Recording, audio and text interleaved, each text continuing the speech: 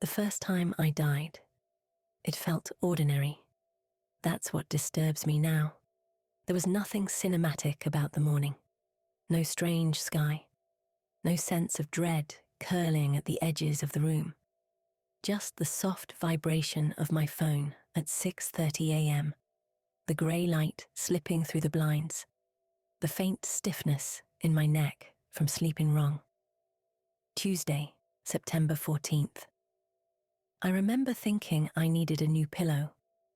I lay there for a few seconds, staring at the ceiling, listening to the hum of the refrigerator down the hall. I had the mild, shapeless anxiety that had been following me for months. Work deadlines. My mother calling too often. The quiet guilt of not visiting enough since my father died. Nothing extraordinary. I showered, burned my tongue on coffee because I never wait long enough. Fed the dog. He wagged his tail and scratched once at the door before I let him out. The world felt normal in that specific way. Normal feels when you're not paying attention. At work, Daniel made the same joke about the broken copier. I laughed in the same polite tone I always used. I checked the same emails, ate the same salad, told myself I would call my mother that evening. At 4:16 p.m., I was driving home. The sun was low and intrusive, flooding the windshield with blinding light. I squinted. Then I heard it. Tick, tock, tick, tock. Not from the dashboard, not from the radio. Close, intimate, measured. I turned the volume down. The light ahead turned yellow. I hesitated. Headlights burst from the left. There is a moment during impact where time does something strange. It thickens, expands, gives you just enough clarity to understand what is happening. The metal didn't crash, it collapsed. The sound was dense, like something heavy being crushed underwater. The steering wheel drove into my chest. I felt ribs snap inward. The airbag detonated and burned my face. Glass exploded across my skin in glittering fragments. I tasted blood immediately, warm and metallic. I tried to breathe, but something inside me rattled. Tick, tock. Smoke filled the car. I remember thinking, absurdly, I forgot to call her back. Darkness. I woke up at 6:30 a.m. The light was grey and indifferent. My phone vibrated once before I silenced it. Tuesday, September 14th. The same date. The same heaviness in the air. I sat up slowly, heart racing. It was just a nightmare. That's what I told myself. I went through the motions again. Shower, coffee, dog, traffic, Daniel's joke, the salad at 1:08. Everything unfolded as it had. But this time, at 4:15, I didn't drive. I left work early and walked. At 4:16, the air grew unnaturally still. At 4:17, I heard it again. Tick, tock, tick, tock. The streetlights flickered despite the sun still hanging in the sky. The people around me slowed, not stopped, slowed, like film played at the wrong speed. A man mid-step lingered in the air half a second too long before his foot touched the pavement. The ticking grew louder. The sky above fractured, not cracked open violently, but thinned, like paper worn translucent. Through it, I saw white, and shadows moving behind it. The pavement beneath me softened. My legs sank slowly, as if into wet cement. Panic hit too late. The ground swallowed me inch by inch while the world around me continued in distorted slow motion. Tick, tock. I screamed, but the sound dissolved. The white swallowed everything. I woke up at 6:30 a.m., Tuesday, September 14th. The alarm vibrated against the wood. The same dull light, the same stillness. My heart hammered. This time, I didn't move immediately. I stared at the ceiling and whispered the date out loud. September 14th. It felt wrong in my mouth. I went through the morning again. But I began testing it. I wore different shoes. I skipped coffee.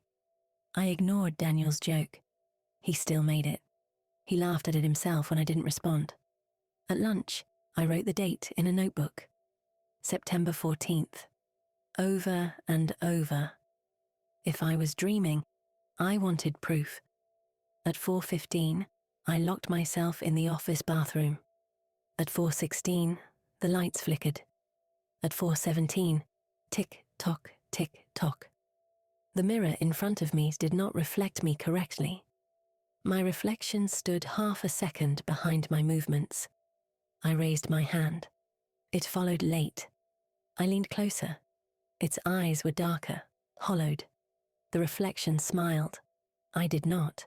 Cracks spread across the glass from the inside outward. Hairline fractures crawling over my reflected face. My real face felt intact. The reflection opened its mouth wider than mine could, and the mirror shattered outward, glass driving into my skin, into my throat, into my eyes. I felt the sting, the tearing, the warmth of blood running down my neck. Tick, tock, black. I woke up. 6:30 a.m. Tuesday, September 14th. The day unfolded the same. The light, the dog, the copier joke, the salad. Every detail identical. Only I was different. After a while, the repetition stopped feeling like a nightmare and started feeling like a sentence. I tried staying in bed all day. The hours crawled, heavy and suspiciously quiet. At 4:17, the ticking came from beneath the mattress. Tick-tock, tick-tock. The bed frame began to shake. The walls bent inward. The ceiling lowered slowly, pressing the air thinner and thinner. I could feel pressure building inside my ears, inside my skull. The room compressed around me until the drywall cracked and dust filled my lungs. My bones began to ache under invisible weight. Tick-tock. The ceiling descended until it touched my chest. I felt my ribs give way under the pressure. Everything went white. I woke up. 6:30 a.m. Tuesday, September 14th. I stopped trying to prevent it. Instead, I began waiting for 4:17, studying it. The ticking always began just before. A warning. Sometimes the deaths were physical. Once, I drove on purpose. I wanted to face it. At 4:17, the ticking began before the intersection. Tick-tock. The sky darkened unnaturally fast. Headlights approached from every direction. Not one car, dozens. They converged as if drawn by gravity. The first impact snapped my head sideways. I felt my jaw fracture. The second crushed my legs beneath twisted metal. The third struck my side, and I felt something rupture deep inside, warmth flooding my abdomen. Air wouldn't come. The ticking did not stop. Tick-tock, tick-tock, everything dissolved. I woke up, 6:30 a.m., Tuesday, September 14th. One afternoon, I called my mother at 3:50. She answered. Her voice sounded normal. I told her I loved her. There was a pause. Is everything okay? She asked. At 4:17, the ticking came through the phone. Tick-tock, tick-tock. Her voice flattened. The background shifted to hospital sounds. Monitors, footsteps. A long, continuous tone. I was no longer in my apartment. I was standing in the intersection. Sun blinding. The light turning yellow. Headlights from the left. The original impact replayed in exact detail. Metal folding inward. My ribs collapsing. Glass tearing skin. Blood filling my mouth. Tick-tock. And then, silence. When I opened my eyes, there was no grey light, no ceiling fan, no alarm. There was white, sterile white. My body felt heavy and foreign, as if I had borrowed it after years away. There was a machine beside me. Tick-tock, tick-tock. A heart monitor. A nurse gasped. Someone said my name. It had been a year. A car accident. September 14th, 4:17 p.m. Severe trauma. Brain swelling. Coma. My mind had built a loop around the last intact memory before impact. A day that would not move forward. A life frozen at the edge of destruction. In the hospital, I had time to think about the repetition, about how desperately I wanted the date to change, how every morning I prayed for September 15th, and when it finally came, it felt like a miracle. We say every day is the same. We complain about routine, about alarms, about traffic, about co-workers telling the same jokes, but there is nothing more terrifying than a day that never changes. The beauty of life is not the extraordinary moments. It's the fact that tomorrow is not guaranteed to repeat yesterday. It moves, it shifts, it surprises you. Every morning now feels fragile in the best way. The light through the blinds is never identical. My coffee tastes slightly different. My mother's voice carries small changes I used to ignore. The dog wags his tail 3 times instead of 2. And at 4:17 p.m., I pause. I listen. There is no ticking. Only my heartbeat, steady, imperfect, alive. The loop taught me something I never understood when I thought I had endless time. Life is not precious because it is permanent. It is precious because it changes, because it refuses to repeat.